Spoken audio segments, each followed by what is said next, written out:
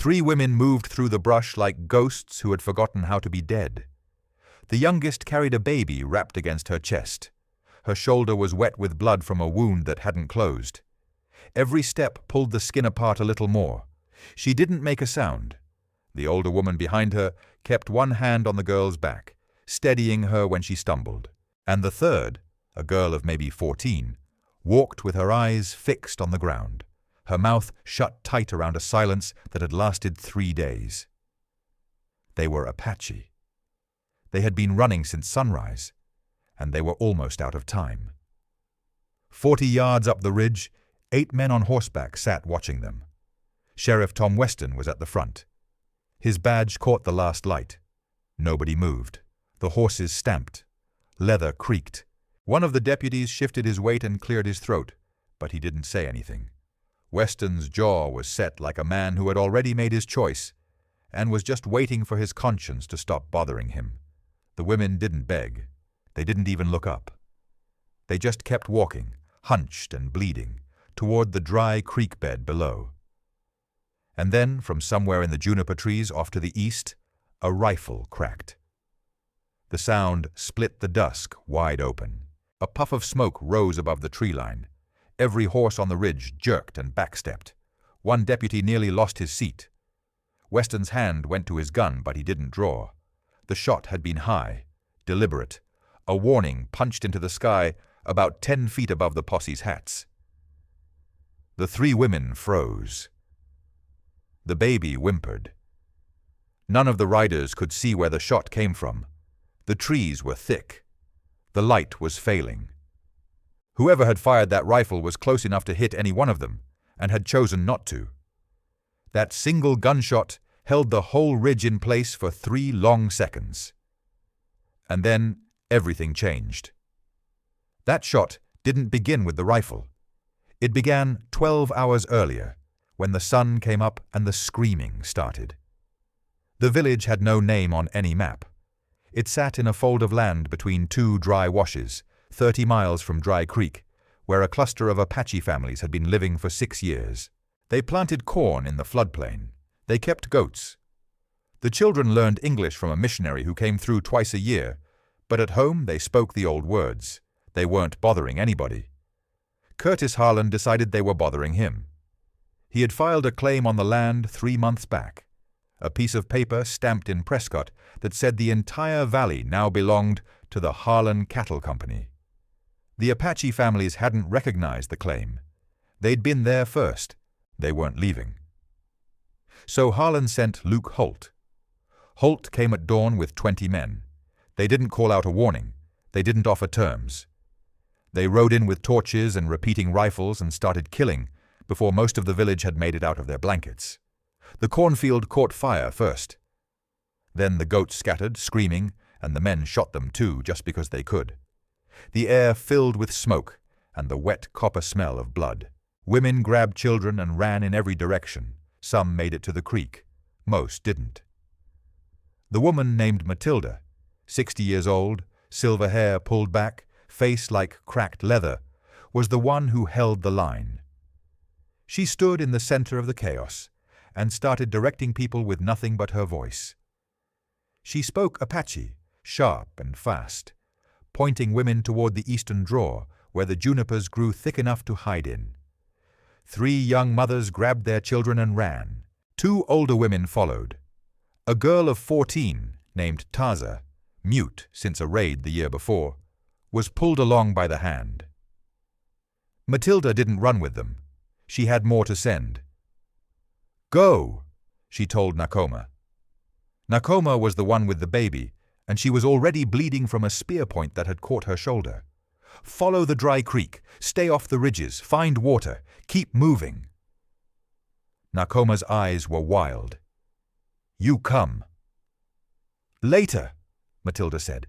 "I will bring the others. Go now. Don't stop. Don't let them see you." Nakoma didn't want to leave, but Matilda turned her by the shoulders and pushed, and then Alashia, the older woman who had lost her husband 3 winters ago, took Nakoma's arm and pulled her into the brush. They ran. The sounds of the village dying faded behind them. but they never faded enough. They didn't know that Luke Holt had seen them go. Holt sent word back to Harlan in Dry Creek. 4 Apache women had escaped into the eastern hills. One of them might have seen who started the fire. One of them might have recognized Holt's face. Harlan's instruction was short and simple. Find them and make sure they never speak to anyone. By midday, a posse had formed. Sheriff Tom Weston didn't want to lead it. He told Harlan as much in the back room of the saloon, while Harlan poured himself a drink and didn't offer one. "This isn't a law matter," Weston said. "This is you burning people out." "It's a land matter," Harlan said. "On my land. That makes it a law matter, and you're the law. I'm not your hired gun." "No," Harlan said. "You're my sheriff. I put you in that badge 8 years ago, and every man in this town knows it. You don't want to do this? Fine, I'll find someone who will, and then I'll find someone to take your job who doesn't have a family to worry about." The threat was quiet. It was always quiet with Harlan. Weston looked at him for a long time. Then he walked out, gathered 6 deputies who knew better than to argue, and rode east. They found the women's trail 4 miles from the creek. 3 sets of footprints, 1 dragging, heading south toward open country. Weston could tell from the spacing that at least one of them was hurt. The baby's prints weren't visible, but the deeper depressions where one woman knelt to rest said enough. It took them 3 hours to close the distance, and when they finally spotted the women from the ridge, they didn't ride down. They just watched. The women were spent. The younger one, Nakoma, had stopped bleeding, but she'd lost enough that her skin was gray. The baby was crying now, thin and weak. Alasia had a cut on her leg from a fall in the rocks. Taza hadn't spoken in 3 days, but her eyes were alive in a way that made the deputies on the ridge keep their hands close to their guns.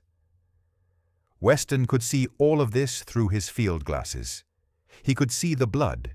He could see the child. He could see 3 human beings dragging themselves through hostile country, hunted for the crime of surviving. He didn't give the order to ride down. He didn't give any order at all. He just sat his horse and watched, and the men behind him took their cue from his silence. Nobody spoke. Nobody moved. 3 Apache women, 8 armed men. And all it took for the most powerful force in the territory to turn useless was one man too afraid to do the right thing. That's when the rifle cracked from the juniper trees. The shot slammed into the air above their heads. Weston's horse lurched sideways. A deputy named Floyd Teague yanked his rifle out of the scabbard, but he didn't have a target. Nobody did.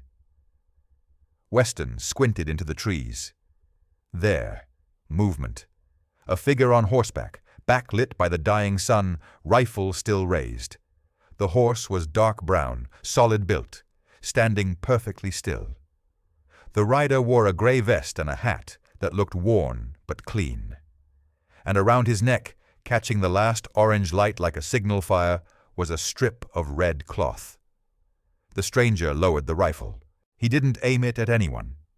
He just held it across his saddle, his face unreadable, his horse not moving an inch. The women looked up from the creek bed. They had no idea who he was, but they saw the red cloth. They saw the stillness, and for the first time since dawn, the hunted didn't feel alone. On the ridge, Sheriff Weston met the stranger's eyes across 200 yards of open ground. He didn't raise his hand. He didn't call out. He just looked. And then he turned his horse around and rode back toward Dry Creek. The posse followed. Slowly, unwillingly, one by one. The sound of their horses faded into the dusk until there was nothing left but the wind and the crackle of a single rifle shot, still echoing in the heavy air. The stranger didn't come down from the ridge. Not yet. He just sat there, watching the 3 women as they gathered themselves and began to walk again toward the only structure visible on the horizon, a small ranch house with a light in the window. He didn't know their names yet. He didn't know what he had just stepped into. But down in the creek bed, Nakoma looked up at the red cloth on the distant figure and said the first word she had spoken in hours. She didn't say it in English. She said it in Apache, and Alashia, holding the baby, understood exactly what it meant. The stranger didn't come down from the ridge right away. He sat his horse in the juniper shadows and watched the three figures move across the creek bed. The younger woman was limping now. Her shoulder had started bleeding again. He could see the dark stains spreading through her dress, even from this distance. The older one kept looking back over her shoulder, scanning the ridge as if she expected the posse to return. The girl never looked anywhere but the ground. He waited until the sun was completely gone and the first stars showed over the eastern mountains.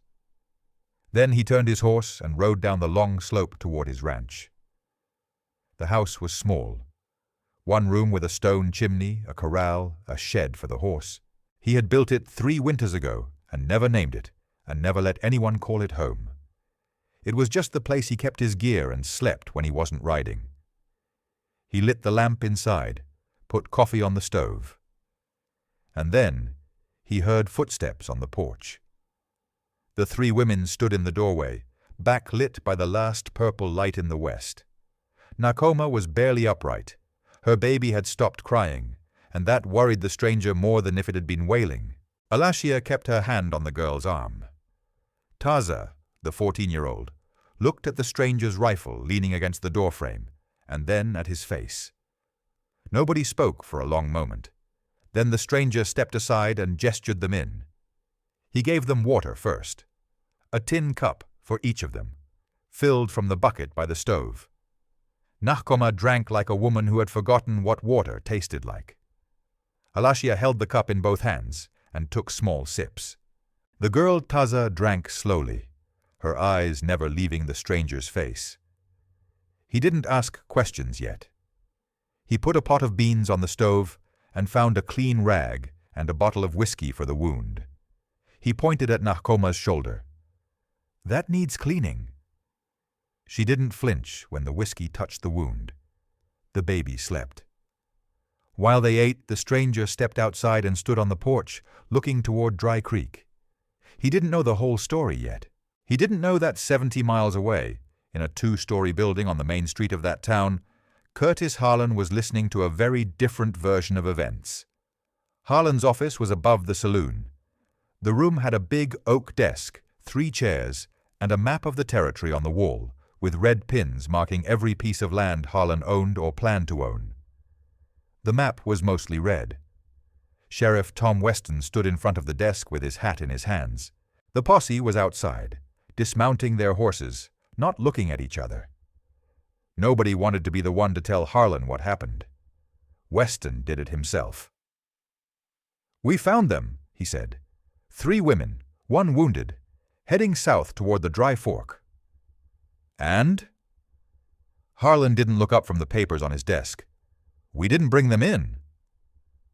Now Harlan looked up. His pen stopped moving. The silence in the room was heavier than a gunshot. "There was a man on the ridge," Weston said.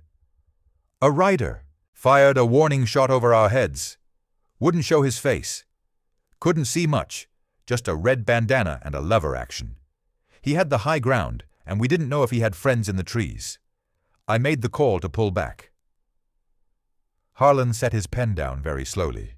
He was a thick man with hands that looked like they could crush a horseshoe, but his voice was always soft. That softness scared people more than shouting ever could.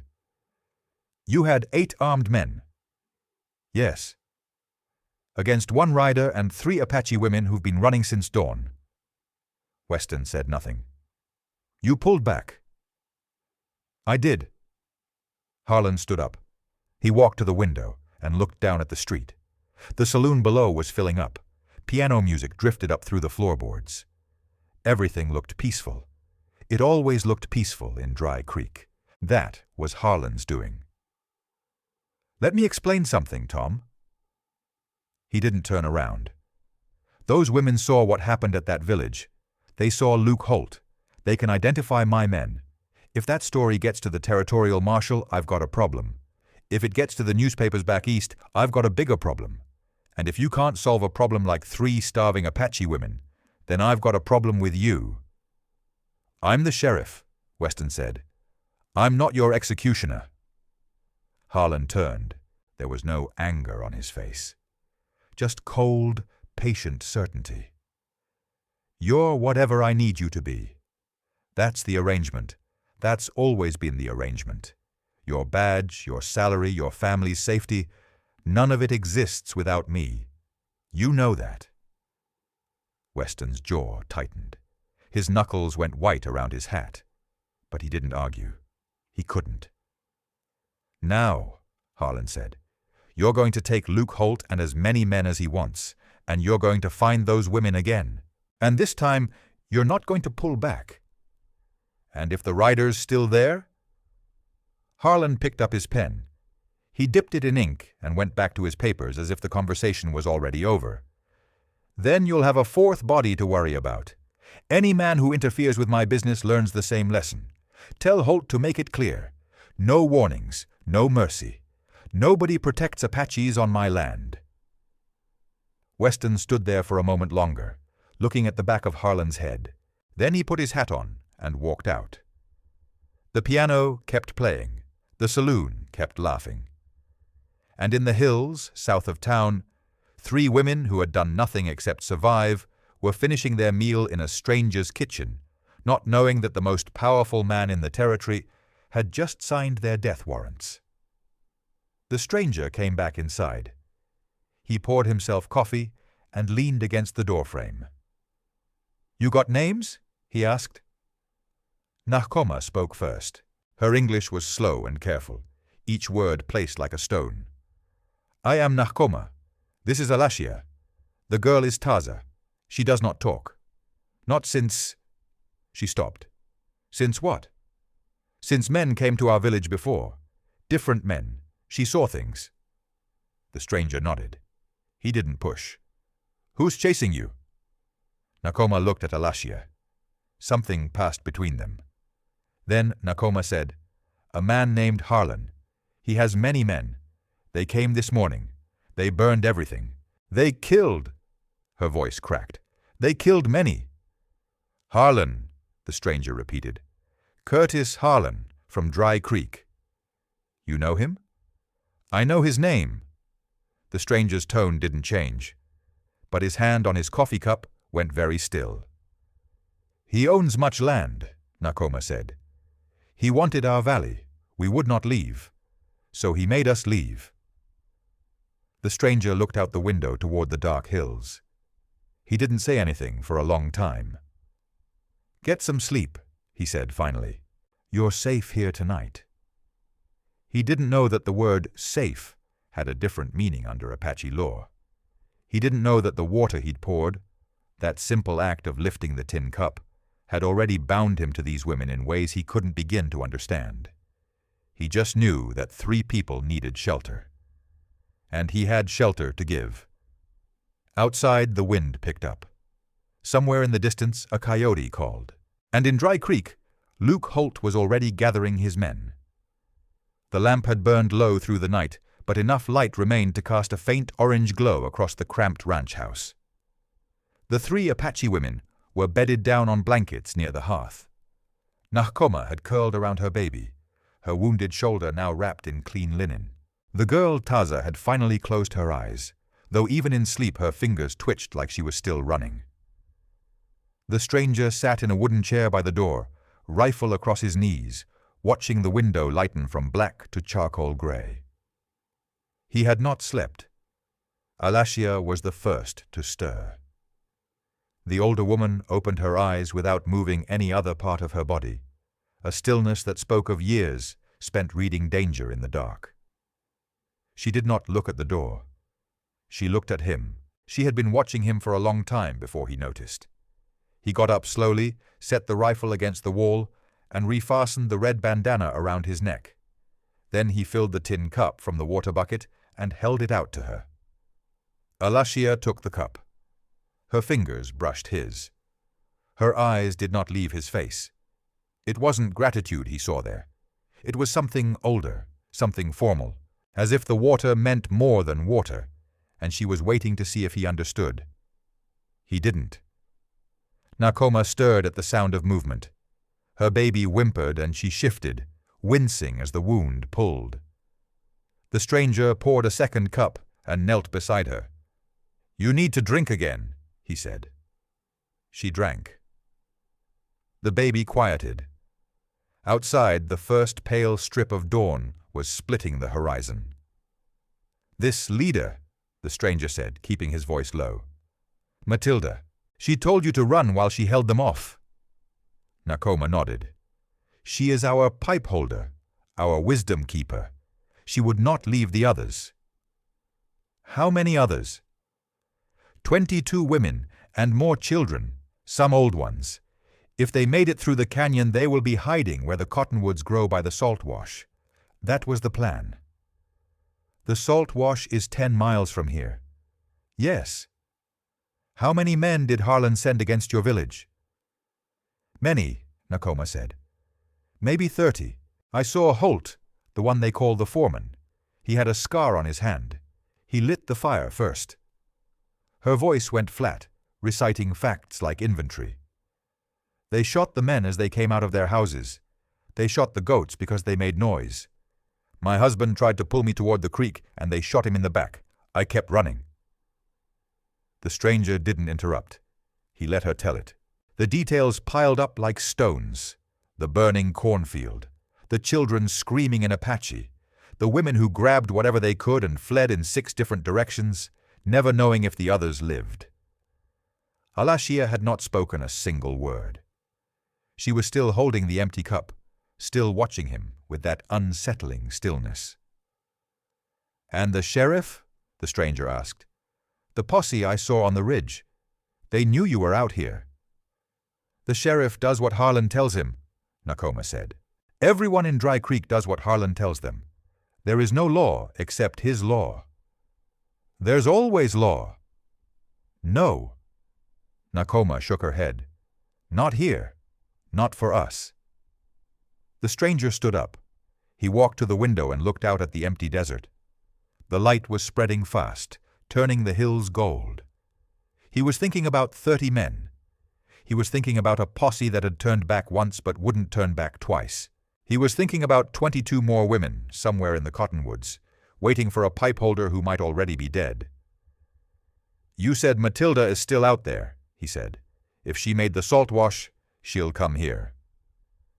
"If she lives," Nakoma said. "She lives." He said it without weight, the way a man says something he has decided to make true. Then he poured a third cup of water, this time for the girl Taza, who had woken and was sitting up, her dark eyes moving between the stranger and the older women. He handed her the cup. She took it, and as she did, Alashia finally spoke, a single word in Apache, so soft he almost didn't catch it. He looked at Nakoma. "What did she say?" Nakoma glanced at Alashia. Something passed between them, quick and private. Then Nakoma said, "She said you will not ride away today." The stranger said nothing, but his hand went to the red cloth at his throat and tightened it once. The sun broke over the hills, and from the direction of Dry Creek, still far off but moving steadily closer, came the slow drum of horses. The sound came out of the east, steady and deliberate. 8 horses, maybe more, moving at a walk. The stranger pushed the door open and stepped onto the porch. The morning air was crisp and dry, the sky already bleaching to a hard white. Nakoma appeared in the doorway behind him, her baby wrapped tight against her chest. Her face was still gray from blood loss, but her eyes were clear. She looked past the stranger toward the ridge. "They came back," she said. It wasn't a question. "Get inside. Keep the others quiet." She didn't argue. The door closed with a soft click. The stranger walked to the edge of the porch, planted his boots wide, and leaned his rifle against the railing where they could see it plain. 7 riders came down the slope in a loose column. The man in front wore a heavy canvas coat with the collar turned up, and his right hand rested on a pistol that had seen years of rough use. Even from 50 yards, the stranger could see the scarred knuckles, white lines crisscrossed like old rope burns. Luke Holt. Behind him, 6 riders fanned out into a half-circle at the edge of the yard. Their horses were lathered. They had been riding hard. The morning light caught the barrels of their rifles. Holt reined up 15 feet from the porch. He didn't dismount. He leaned forward in the saddle and let his eyes crawl over the ranch house, the corral, the shed, the single horse tied to the rail. Then his eyes landed on the stranger and stayed there. "You the man who fired that shot last night?" The stranger didn't answer. He just stood there, one hand on the porch post, the other loose at his side. Holt smiled. It was the kind of smile that had nothing to do with happiness. "Sheriff Weston described you. Red bandana, gray vest, lever-action rifle. Looks like he got it right." "You're on private property," the stranger said. Holt's smile didn't move. "I'm looking for 3 Apache women. Murderers. They escaped from a village up north after killing 2 ranchers. We've got witnesses who saw them run this direction. You seen them?" "No." "That's interesting." Holt looked past the stranger at the closed door. "Because we tracked their footprints straight to your porch. So either you're lying or you're blind. Which is it?" The stranger didn't move. A gust of wind blew dust across the yard and flattened the horses' manes. One of Holt's men shifted his weight in the saddle, and the leather creaked loud in the silence. "I don't know anything about murders," the stranger said. "I know 3 women came here last night. One of them had a spear wound in her shoulder. She told me a different story." "Did she now?" Holt's eyes went cold. "She said a man named Harlan sent 30 riders into their village at dawn. She said they burned the cornfield and shot the men who ran and shot the goats because they made noise. She said her husband took a bullet in the back, pulling her toward the creek. That's not self-defense, that's slaughter." For a moment, nobody said anything. Holt looked at the man to his left, a heavy-shouldered rider with a shotgun balanced across his pommel, and then back at the stranger. "Those are serious accusations," Holt said. "They're facts." Facts. Holt repeated the word like he was testing it for weakness. "Let me tell you some facts, friend. Those women are property of Curtis Harlan under territorial law. They were squatting on his deeded land. When they refused to leave, they became trespassers. When they resisted eviction, they became criminals. And when they fled the scene of a violent confrontation where men died, they became fugitives. The law's on my side. You're not." The stranger's hand tightened on the post. "There's no law west of the Pecos that lets a man shoot women and children for growing corn." "This ain't west of the Pecos." Holt leaned forward. "This is Dry Creek. And in Dry Creek, Curtis Harlan is the law. Judge, jury, sheriff, everything. You can ask the sheriff yourself.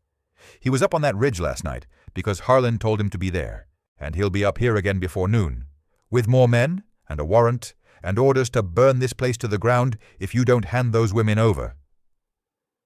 The stranger looked past Holt at the riders. One of them, a kid no older than 20, couldn't meet his eyes. The others stared back with the flat, patient look of men who had done ugly things before and would do them again. "I'm giving you one chance," Holt said. "Send them out, right now, unarmed and walking. You do that, and you can pack your gear and ride away. Nobody else needs to get hurt. You've got until noon to decide." He didn't wait for an answer. He pulled his horse around and started to walk it back toward the tree line. The 6 riders didn't follow right away. They sat their horses in a loose line, staring at the stranger, and one by one they drew their weapons. Not fast, not dramatic, just the slow, deliberate pull of steel. The long barrels of rifles coming to rest on thighs, a shotgun cracking open and shut to check the load, a pistol hanging loose in a holster that had been unbuckled for speed. The stranger looked at each of them in turn. Then he picked up his rifle and held it across his chest. "Noon!" Holt called over his shoulder. "Don't make me come back!" The riders turned their horses. The sound of hoofbeats faded toward Dry Creek, and the stranger stood alone on the porch, staring at the dust they'd kicked up, the rifle heavy in his hands, the 3 women silent behind the door. He didn't know it yet, but the old woman Alasia had pressed her palm flat against the wood and was whispering a prayer in Apache. The words were not for his safety. They were a blessing on the bond he did not know he had made.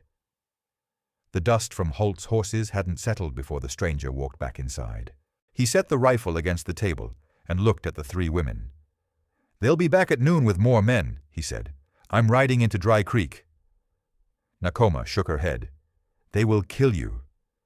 "Maybe, but if I don't go, they'll kill all of us here. I need to see Harlan, face to face." Alashia said nothing. She just picked up the empty tin cup from where it sat beside the hearth and set it carefully in the center of the table.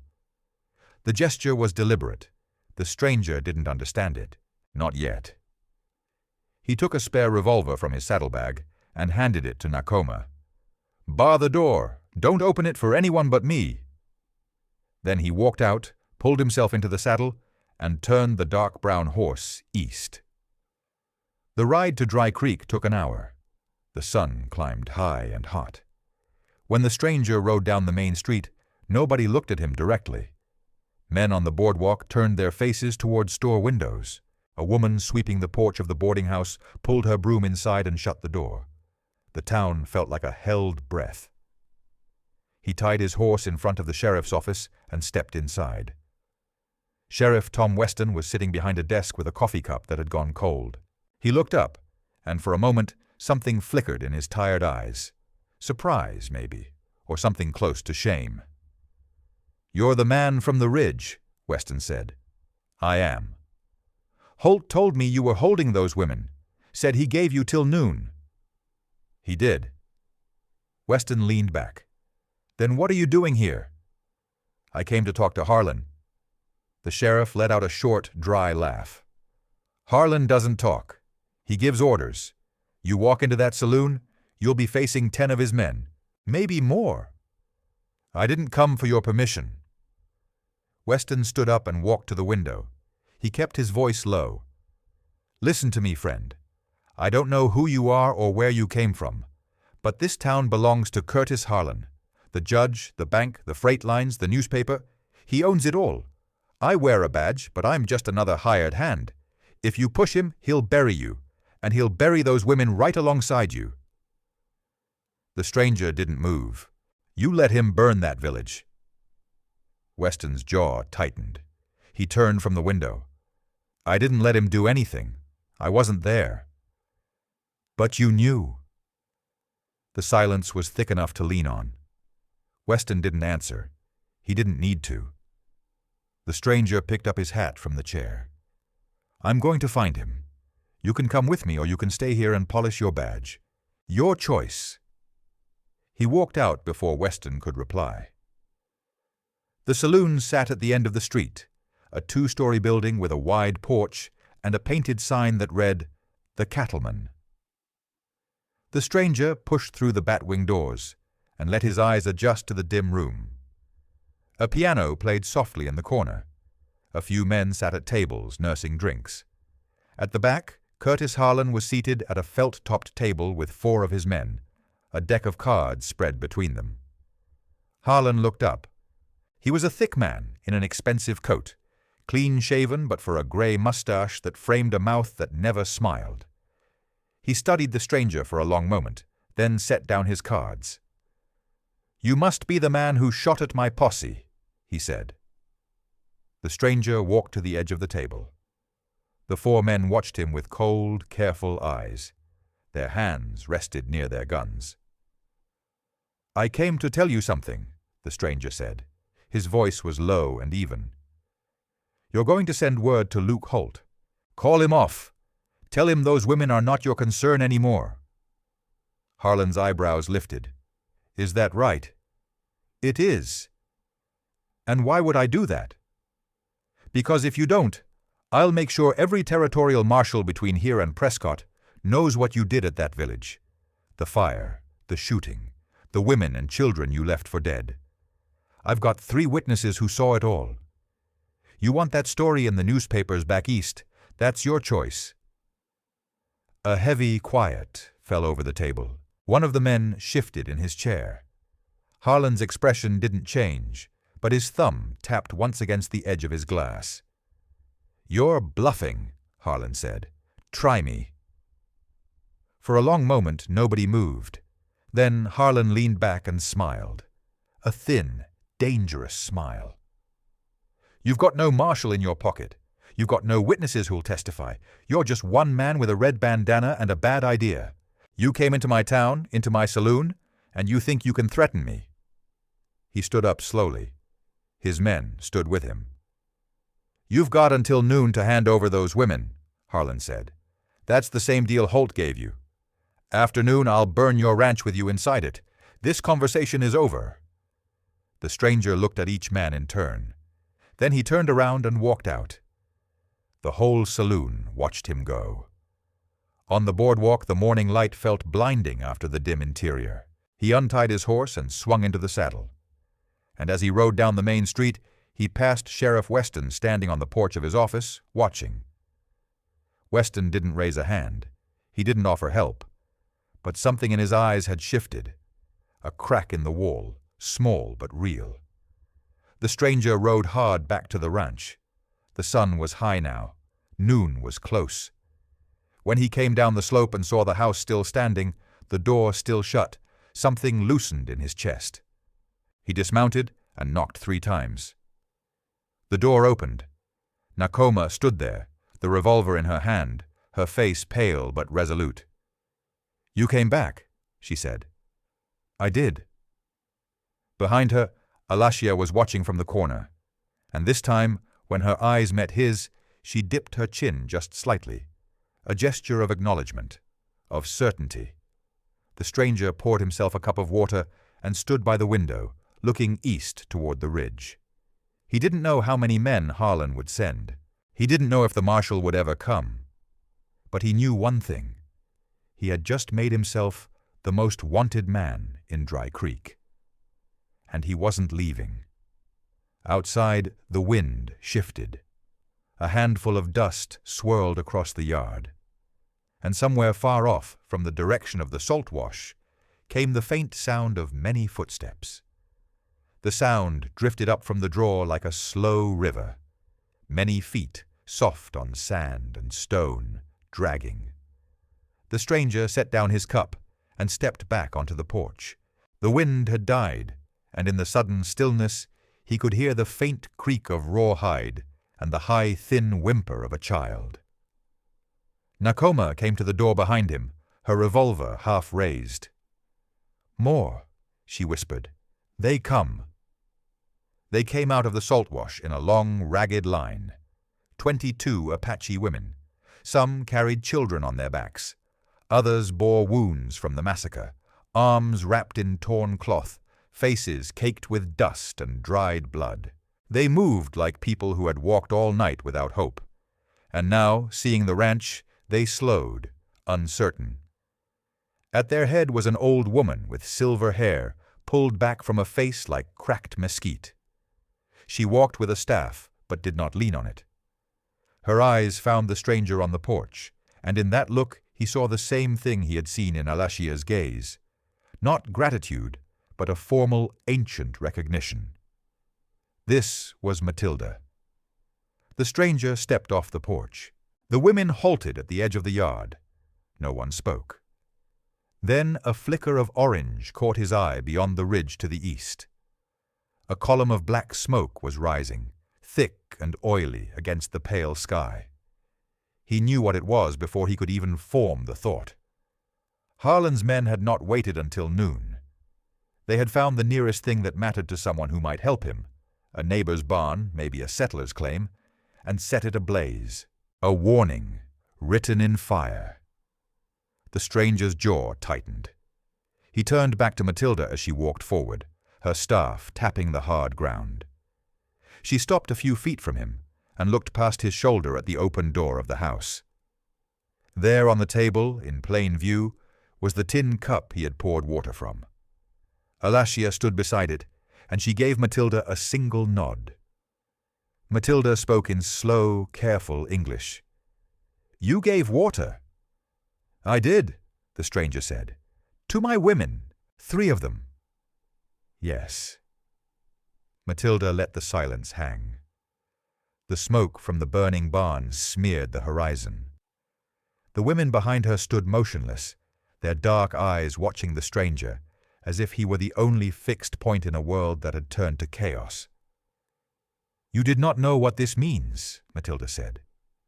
It was not a question. "I don't know your customs," the stranger admitted. "Then I will tell you. Among our people, water is not a small thing. When a man gives water to a woman in need, and she takes it, he binds himself to her. He says without words, 'I will be your shield. Your enemies are my enemies. Your life is in my hands. You have done this not once, but 3 times. She paused, and her eyes burned with a fierce, sorrowful light. "By that bond, you are not just the protector of Nakoma and Alashia and Taza. You are my people's shield now. All of us. We have come here because you made the promise, and we are holding you to it." The stranger looked at the 22 women and their children. He looked at the distant fire. He looked at his rifle leaning against the porch rail. For a long moment he did not move. He had ridden into Dry Creek thinking he could bluff Harlan with a threat of marshals and newspaper ink. But there was no bluff strong enough to save these people. The only thing that would stop Curtis Harlan now was a line drawn so deep no one could cross it. His hand went to the red bandana at his throat and found it damp with sweat. He pulled it tight. "Then we make a stand," he said. "Here, before noon." Matilda studied his face. What she found there must have satisfied something in her, because she turned to the women and spoke in Apache, a few short, commanding words. The line of women began to move again, filing toward the ranch house, guided by Nakoma and Alashia. The children were brought inside. The wounded were laid on blankets by the hearth. The stranger walked to the corner of the corral and stared east. The smoke was still rising. The noon sun climbed higher, bleaching the hills white. He had maybe an hour before Holt returned with 30 men, and he had no army, just a rifle, a revolver, and a bond he had made without knowing it. But as he stood there, he heard the women inside the house begin to prepare. They sharpened knives. They loaded the spare shells he had left on the table. They placed stones at the windows to block the glass from shattering inward. They were not waiting to be saved. They were ready to fight beside him. He was no longer one man. He was a shield for a whole people. And whoever came over that ridge would have to break him first.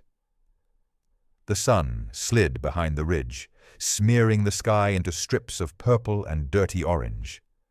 The stranger stood in the center of the yard, lever-action rifle held loose across his chest. He didn't pace. He didn't check his shells. He was still as fence post, watching the tree line where the eastern trail dipped into shadow. Behind him, the ranch house was dark. Every window had been shuttered, every crack stuffed with wool blankets torn from the bed. Matilda had placed her women in a tight crescent behind the corral, knives and stones and one old shotgun Nakoma had found under the floorboards. They were not fighters by trade, but they were Apache women who had already walked through fire. That kind of soul doesn't break easy. The horses came first. 30 riders spread wide across the slope, their silhouettes black against the dying light. Curtis Harlan rode at the center, his expensive coat flapping open to show the pistol on his hip. Luke Holt flanked him to the right, shotgun resting on his thigh. The men behind them carried torches already lit, the flames licking at the dry air. They stopped 50 yards out. Harlan raised a hand, and the line of horses halted. The torchlight danced on the faces of the riders, some hard, some frightened, all of them armed. "Last chance," Harlan shouted. His voice carried like a whip crack. "Send out the women, and you walk. Make this hard, and I'll burn everything, the house, the corral, the horse, and you with it." The stranger took 3 steps forward, just enough to put himself between Harlan and the house. He planted his boots and let the rifle barrel drop just a few inches, not enough to seem weak, enough to seem ready. "You're on Apache land," the stranger said. His voice was low, but in the desert stillness, every man heard it. "You burned a village. You killed their people. Now you're on what's left of their ground, and I'm standing on it with them. So I'll give you one chance, Harlan.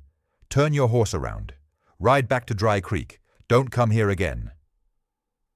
Harlan laughed. It was a dry, ugly sound. "Apache land? There's no such thing. This is my territory, my deed, my law." He drew his pistol and cocked it. "You've got 3 seconds." The stranger didn't count. He raised the rifle and fired. The shot wasn't at Harlan. It took the torch out of the nearest rider's hand, splintering the wood and sending him tumbling from his saddle. Before the echo faded, Matilda's voice rose in a sharp command, and the women behind the corral let fly a hail of stones. The first volley caught 2 riders in the face, unhorsing them. The shotgun boomed from the porch, and another torch went spinning. Chaos swallowed the ridge. Holt spurred his horse forward, shotgun rising, but the stranger's second shot caught him in the shoulder and spun him into the dirt. Harlan was screaming orders, but his men were already breaking apart. Shots fired blind, horses rearing, the sudden panic of an ambush they hadn't expected from women and one lone cowboy. The stranger walked into the mess without hurry. He fired 3 more times. Each shot dropped a man. He didn't waste lead. He didn't raise his voice. He just moved through the torchlight like judgment itself, red bandana stark against the smoke. Harlan's horse went down, and he hit the ground hard. He scrambled up, pistol swinging wildly, and found the stranger standing 10 feet away. The rifle was still leveled. The stranger's eyes were cold stone. "Drop it," the stranger said. Harlan's hand shook. For a moment something like fear cracked his face. Then his jaw tightened, and he raised the pistol. He never got the shot off. The stranger's rifle spoke once more, and Curtis Harlan crumpled into the dust, his empire ending in a single breath. The gunfire died. The smoke lifted. The surviving riders were already fleeing back toward the ridge, their torches abandoned in the dirt.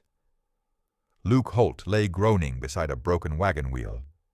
The women stepped out from behind the corral, stones still in their hands, their faces lit by the scattered flames. Matilda walked up beside the stranger. She looked down at Harlan's body, then up at the man with no name. "It is done," she said. The stranger lowered the rifle. He didn't speak. He just turned toward the house, where the children were finally safe, and the night settled over the ranch like a blanket pulled tight. The fires were burning low now, just embers scattered across the yard like fallen stars. The stranger stood over Curtis Harlan's body for a long moment, then turned away. There was no satisfaction in his face. Only the same quiet stillness he'd worn since the first shot. Matilda walked beside him toward the porch. Her staff tapped once on the wooden step. "You are still my people's shield," she said. The stranger set the rifle against the rail. "I know." Inside, the children were asleep on blankets, their small faces peaceful for the first time in days. Nakoma sat by the hearth, her wounded arm freshly bandaged. Alashia was spooning broth into Taza's mouth, and the girl's eyes were open, watching the stranger with something that wasn't fear anymore. He walked to the table and picked up the tin cup, the same one he'd poured water from the night before. He held it for a moment, then set it down in front of Matilda. "The ranch is yours," he said. Matilda's brow furrowed. "You did not plan this." "No, but it's right." She studied him the way she had when she first arrived, searching for the truth beneath his words. What she saw must have been steady, because she reached into the folds of her dress and pulled out a small leather pouch. She loosened the drawstring and poured a handful of corn pollen into her palm. "This is not our land by paper," she said, "but you have given us a home. That is stronger than any deed." She pressed the pollen into his hand, then closed his fingers over it. "You carry this. It will remind you that you are bound to us now, not by water, but by blood and fire. Wherever you ride, we will remember." The stranger tucked the pollen into his vest pocket. He didn't speak, but something in his eyes softened. Outside, horses approached. The stranger stepped back onto the porch, rifle in hand, but he didn't raise it. Sheriff Tom Weston rode into the yard with 4 deputies. Behind them, Luke Holt was slumped over a saddle, his hands tied, his shoulder bleeding through a rough bandage. The sheriff dismounted and walked over to where Harlan lay. He stared at the body for a long time. "I should have done this years ago," Weston said. His voice was heavy with shame. "You're doing it now," the stranger replied. Weston looked at the women on the porch, at the children peeking through the door, at the scorched ground where the torches had fallen. "Harlan's men won't come back. I'll see to that. And these women, they have my word. No one will drive them off this land." Matilda nodded once, and that was enough. The stranger spent the rest of the night helping clear the yard, dragging broken torches into a pile, standing guard while the women slept. When the first gray light bled across the eastern ridge, he walked to the corral and saddled his dark brown horse. The rifle went into its scabbard. The red bandana was already tight around his neck. Matilda was standing by the gate when he rode out. She didn't wave. She didn't call after him. She just raised her staff once, and the stranger tipped his hat. The horse moved at a steady walk, heading west into the open desert. The ranch grew small behind him, just a speck of wood and dust where 25 Apache women were already beginning to rebuild their lives. The stranger didn't look back. He didn't need to. He had done what the water demanded. He had been their shield. And now, with the sun rising and the corn pollen warm against his chest, he rode on into a world that still needed men like him. If this story moved you, subscribe to the channel, leave a like, and share it with someone who needs to hear this today. Your support is what brings these stories to more people.